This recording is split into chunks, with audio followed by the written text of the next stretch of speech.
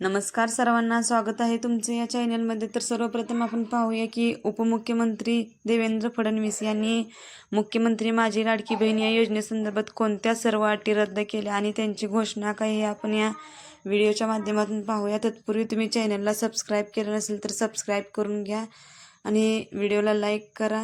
तर बघूया आता आपण देवेंद्र फडणवीस काय शर्ती काढून टाकली आहे, काही काळजी नाही। माध्यमांना देखील सांगू इच्छितो की आपणही लक्षात घ्या, कुठल्याही अटी शर्ती आता याच्यामध्ये नाही।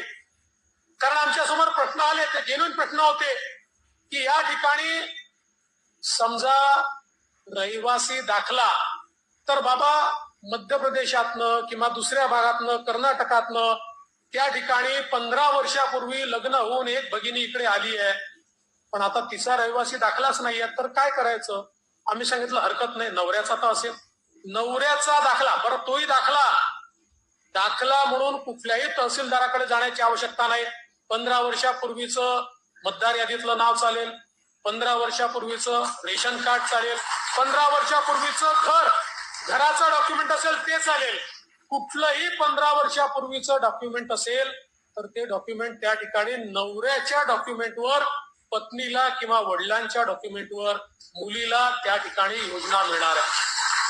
त्यानंतर उत्पन्नाच्या दाखल्याकरता कोणालाही रांग लावायची आवश्यकता नाही, कारण ज्यांच्याकडे पिवळे आणि केशरी रेशन कार्ड आहे अशा सगळ्यांना त्या ठिकाणी ही योजना लागू करण्यात आलेली आहे।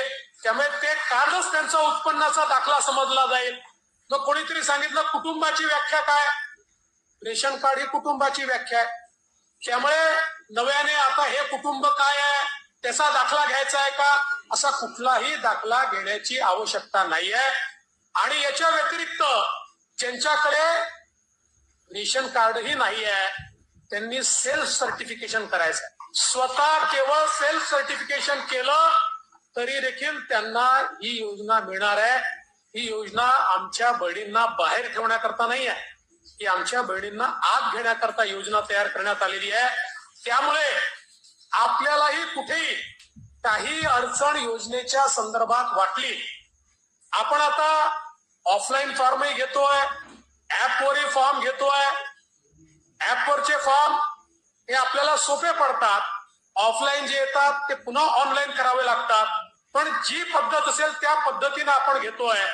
एवढीच आपल्याला विनंती आहे की फॉर्म भरताना अकाउंट नंबर वगैरे जर नीट लिहिला नाही तर ते पैसे अकाउंटला जाऊ शकणार नाही।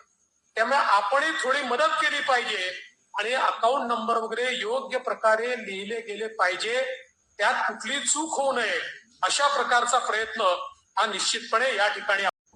अशाच व्हिडिओच्या नवनवीन अपडेट पाहण्यासाठी जर तुम्ही अजूनपर्यंत चॅनलला सबस्क्राईब केलं नसेल तर सबस्क्राईब करून घ्या, जेणेकरून येणारे नवनवीन व्हिडिओचे अपडेट सर्वप्रथम तुम्हाला भेटतील। व्हिडिओला लाईक करा आणि माझ्या जास्तीत जास्त माता भगिनीपर्यंत हा व्हिडिओ पोचवा। धन्यवाद।